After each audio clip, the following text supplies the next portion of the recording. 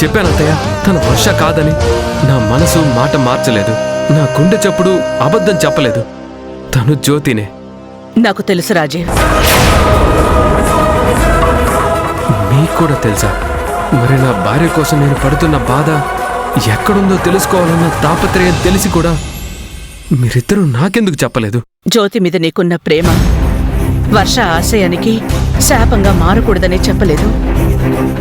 ప్రేమకి త్యాగం చేసే గుణమే కాదు, తొందరపడే స్వభావం కూడా ఎక్కువే. నీ భార్య మీద నీకున్న ప్రేమతో నువ్వు ఏమాత్రం తొందరపడి జ్యోతితో ఉన్నట్టు ప్రవర్తించినా వర్ష కోసం జ్యోతి చేస్తున్న త్యాగం వృధా అయినట్టే.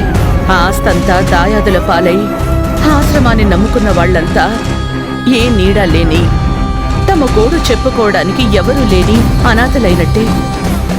అందుకే చెప్పలేదు. కానీ నువ్వు కళ్ళ ముందు తిరుగుతుంటే నీకు చెప్పలేక జ్యోతి కన్నీళ్లు దిగమిగుతుంది.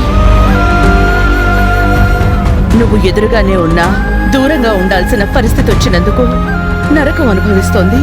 మరి జ్యోతినంటూ వచ్చిన తనెవరు? నీకు నాకు మాత్రమే తెలిసినవన్నీ తనకెలా తెలుసు? తన పేరు కీర్తి. నేనే తనని ఇక్కడికి జ్యోతిలా రప్పించాను. నాలా మాస్క్ వేసుకునింది. అయితే ఈ ప్రెగ్నెన్సీ మన ప్రేమకి ప్రతిఫలం. నాకు ఇస్తానని మీరు మాటిచ్చిన బహుమానం. మన కలల ప్రతిరూపం. మన బిడ్డ. ఎంత గుడ్ న్యూస్ చెప్పావు జ్యోతి.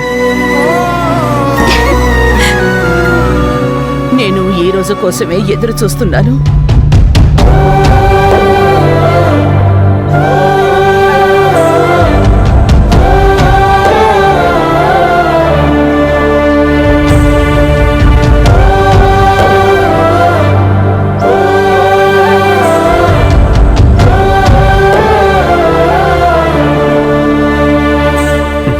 పోతున్నావని మీ అమ్మ చెప్పలేదు. నాన్న నేను వస్తున్నానని నువ్వైనా చెప్పాలి కదా.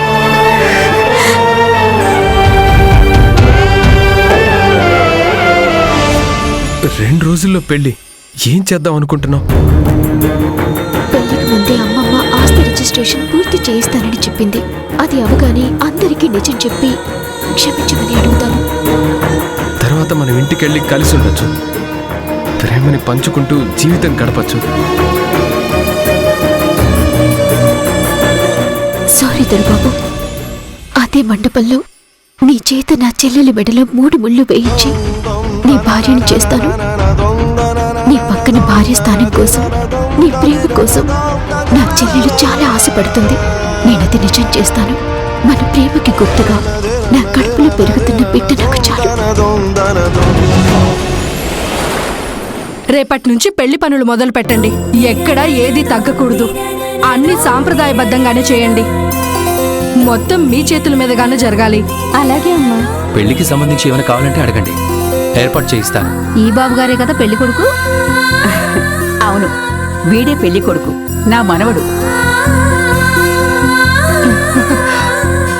చూసారా నా కొడుకుని? పెళ్లి కొడుకు అనగానే ముసిముసి నవ్వులు ఎలా నవ్వుతున్నాడో. అది నవ్వు కాదమ్మా, సిగ్గుపడుతున్నాడు.